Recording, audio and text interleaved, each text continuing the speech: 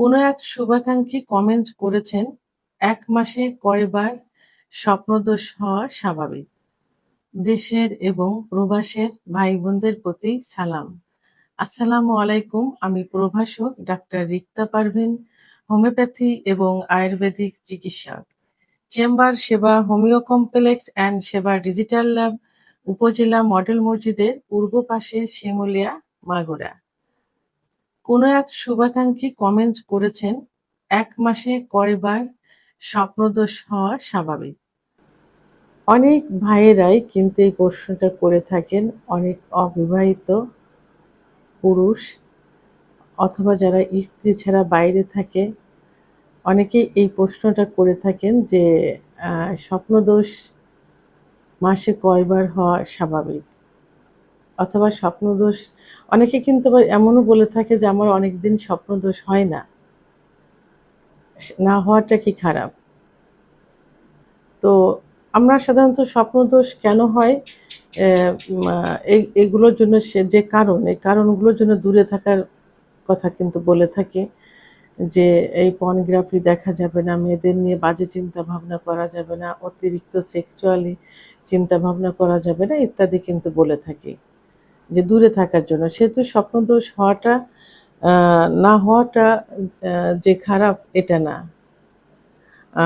তো এখন স্বপ্নদোষটা আসলে কি?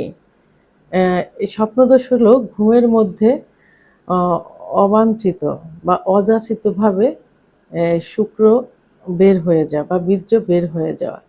সেটা অনেকের স্বপ্ন দেখেও হয়, অনেকের স্বপ্ন না দেখেও হয়ে থাকে।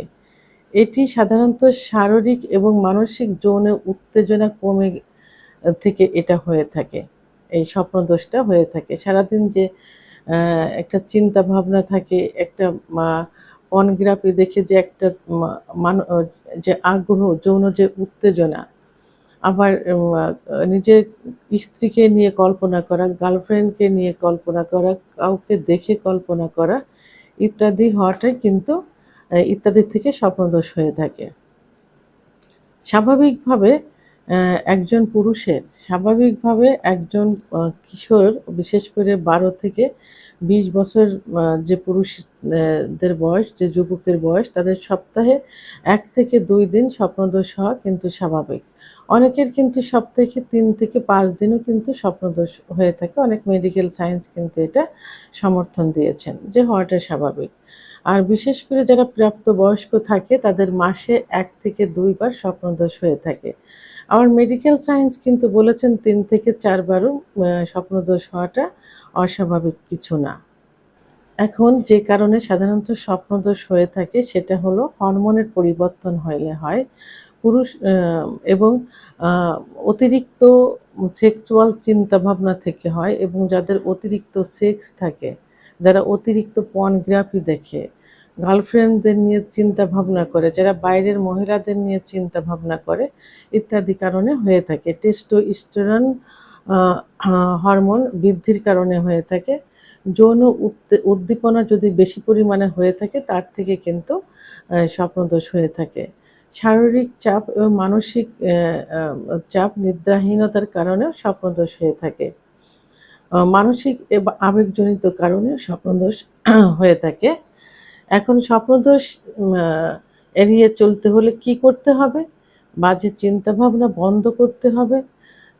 ডাক্তারের শরণাপন্ন হতে হবে। বিশেষ করে যদি যেসব যুবকের অর্থাৎ বিশেষ করে ১২ থেকে ২০ বছর বয়সে যেসব যুবক থাকে তাদের সপ্তাহে যদি ১ থেকে ৫ দিন স্বপ্নদোষ হয় এবং ২০ থেকে ৩০ বছর অ অ যুবকদের যদি মাসে ১ থেকে ৫ বার স্বপ্নদোষ হয় এবং ৩০ প্লাসের পরে যদি মাসে ১ থেকে ২ বার স্বপ্নদোষ হয় তখন অবশ্যই ডাক্তারের শরণাপন্ন হতে হবে। মনে রাখতে হবে যে একবার স্বপ্নদোষ হলে যে পরিমাণ বীর্য ক্ষয় হয়, ৪ বার যৌন মিলন করলে প্রায় সেই পরিমাণ বীর্য ক্ষয় হয়।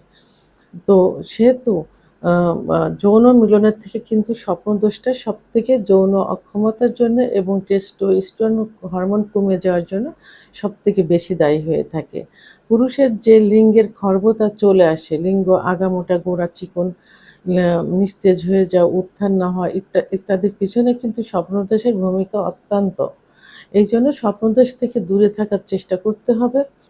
স্বপ্নদোষ যদি এখন অতিরিক্ত হয়ে থাকে, আমি যেটা বললাম যে নিয়ম অনুযায়ী এর থেকে যদি বেশি হয়ে থাকে, অর্থাৎ যে নিয়মটা বললাম যদি এই নিয়মে হয়ে থাকে, তাহলে একজন অভিজ্ঞ সম্পন্ন রেজিস্ট্রারকৃত হোমিওপ্যাথি ডাক্তারের শরণাপন্ন হতে হবে। ডাক্তার রোগীর লক্ষণের উপর ভিত্তি করে এবং প্যাথোলজিক্যাল কিছু রিপোর্টের মাধ্যমে কনফার্ম হয়ে চিকিৎসা দিবেন এবং যে কারণে হয়েছে কারণগুলো নির্ণয় করে সেগুলো থেকে দূরে থাকতে বলবেন, সেগুলো এড়িয়ে চলতে হবে এবং ডাক্তারের চিকিৎসা অনুসরণ করতে হবে। ইনশাল্লাহ এর থেকে বেরিয়ে আসা সম্ভব হবে। ভিডিওটি সম্পর্কে যদি কোনো মতামত থেকে থাকে অবশ্যই কমেন্টের মাধ্যমে জানাবেন। আর ভিডিওটি ভালো লাগলে লাইক, কমেন্ট, সাবস্ক্রাইব করে আমার সঙ্গে থাকুন।